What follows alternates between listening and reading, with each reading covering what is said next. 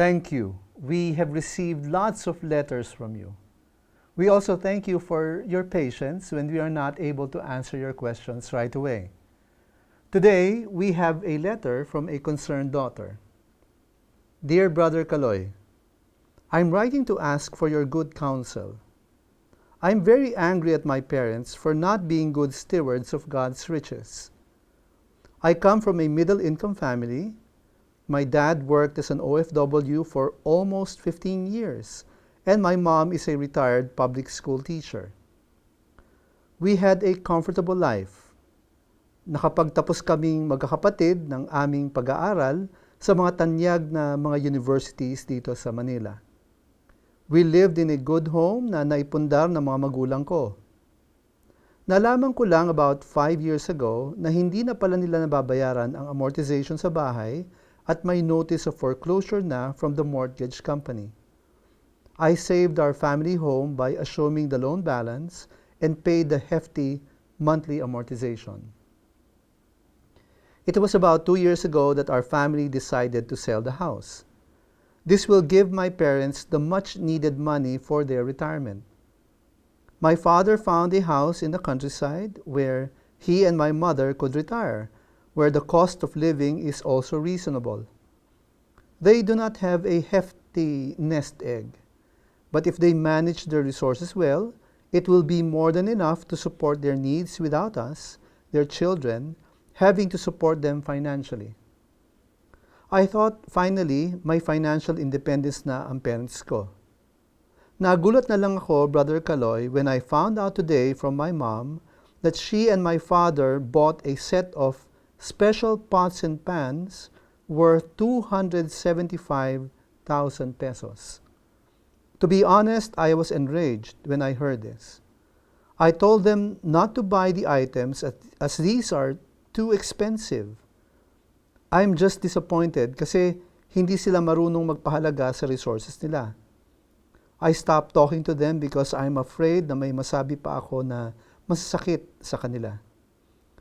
Pero parang hindi nila nare-realize na nasasaktan na rin kami mga anak nila dahil sa mga decisions nila. Help me, Brother Caloy. Thank you. Kapatid, I understand your deep disappointment in your parents. Their decision to splurge on pots and pans really sounds irresponsible for a couple with no secure source of income in their old age.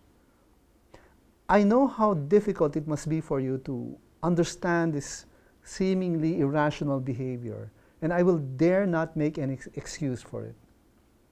Now, I believe you have a responsibility to remind them of their financial situation and how spending on non-essentials can negatively impact them once they start having to spend for their health and medical needs.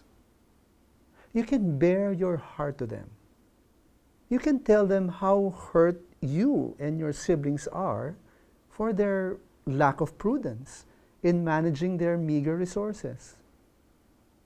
But do understand that your feelings are just one part of the story. When you bare your heart to them, and I expect that you would like your parents to listen to you, you have an obligation to reciprocate. You must listen to them also, and sincerely try to understand where they're coming from. Whether you can understand their reasons or not, whether you will agree or not, you need to give them a fair hearing. My guess is they've lived a difficult life for too long. They've been separated from each other for too many years. They've sacrificed so much to send you to the best schools. Matagal silang nagtiis at marami silang pangarap na hindi natupad. I think buying those pots and pans is a way to relieve them of their secret frustrations. That's just my guess, of course, and I may be totally wrong. The point is, you need to accord them the respect that is due them as your parents and make a sincere effort to understand them. The Bible tells us that part of the 10 Commandments of God pertains to parents. And here it is said in the book of Exodus, "Honor your father and your mother, that your days may be long in the land that the Lord God is giving you. Alam mo, magkakapamilya ka din, magkakaanak ka, and I am sure you would like your children to accord you respect in spite of your own imperfections as a human being. As you learn to embrace your parents' imperfect decisions, for the Lord's sake, always remember, faith matters too.